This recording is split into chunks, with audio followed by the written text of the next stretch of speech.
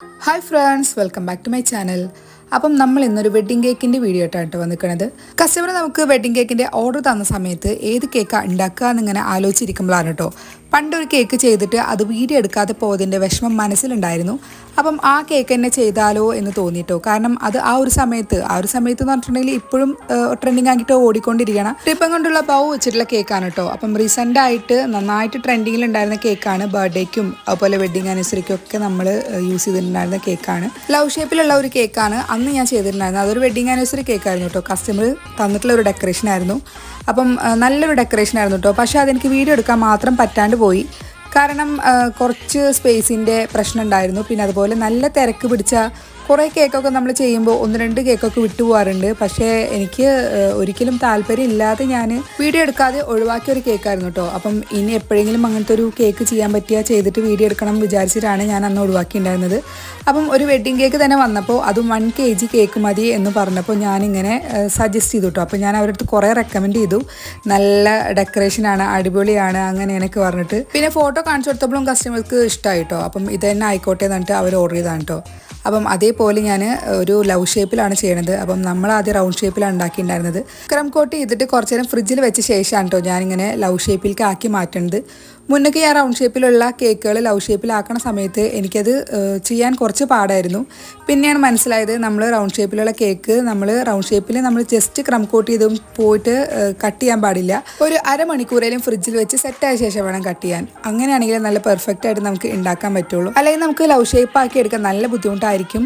ഞാൻ മുന്നൊന്നും തീരെ മൈൻഡ് ചെയ്യാറില്ല കേട്ടോ, ഫ്രിഡ്ജിലൊന്നും വെക്കാറില്ല. അപ്പം നേരെ റൗണ്ട് ഷേപ്പ് എടുത്തിട്ട് ലവ് ഷേപ്പിലാക്കാൻ വേണ്ടി കട്ട് ചെയ്യണ സമയത്ത് എനിക്ക് ഭയങ്കര ബുദ്ധിമുട്ടായിരുന്നു, നല്ല കഷ്ടപ്പാടുണ്ടായിരുന്നു. അപ്പം ഇപ്രാവശ്യം ഞാൻ ജസ്റ്റ് ഒരു അരമണിക്കൂർ ഫ്രിഡ്ജിൽ വെച്ചിട്ട് സെറ്റാക്കിയ ശേഷമാണ് ഞാൻ കട്ട് ചെയ്തത്. അപ്പം നല്ല പെർഫെക്റ്റ് ആയിട്ട് എനിക്ക് കട്ട് ചെയ്ത് വന്നു. പിന്നെ ഫിനിഷ് ചെയ്ത് എടുക്കാനും അതുകൊണ്ട് തന്നെ എളുപ്പമായി. പിന്നെ നമ്മൾ ചെയ്തെടുക്കുന്നത് മാംഗോ ഫ്ലേവറുള്ള കേക്കാണ്. ഈ ഒരു കസ്റ്റമർ എപ്പോൾ ഓർഡർ ചെയ്യുമ്പോൾ നമ്മുടെ അടുത്ത് മാംഗോ കേക്കാണ് കേട്ടോ ഓർഡർ ചെയ്യുന്നത്. കുറേ ലിസ്റ്റൊക്കെ കാണിച്ചു തരാൻ പറയും. ലിസ്റ്റ് നോക്കിയിട്ട് കുറേ റേറ്റൊക്കെ ചോദിക്കും. ലാസ്റ്റ് എങ്ങനെ പോയാലും മാംഗോ കേക്കാണ് ഓർഡർ ചെയ്യണത്. കസ്റ്റമർക്ക് എപ്പോഴും ഇഷ്ടം മാംഗോ കേക്കാണ് തോന്നുന്നുണ്ട്. ചില കസ്റ്റമേഴ്സ് അങ്ങനെയാണ്, ഒരു കേക്ക് ഇഷ്ടപ്പെട്ട് കഴിഞ്ഞിട്ടുണ്ടെങ്കിൽ വേറൊരു കേക്കിൽ ആ ഒരു ടേസ്റ്റ് കിട്ടില്ല എന്നൊരു തോന്നലാണ് കേട്ടോ. പക്ഷേ എല്ലാ കേക്കും ട്രൈ ചെയ്യണം എന്നാണ് ഞാൻ പറയുള്ളൂ. കാരണം ഓരോ കേക്കിനും ഓരോ ടേസ്റ്റാണ്.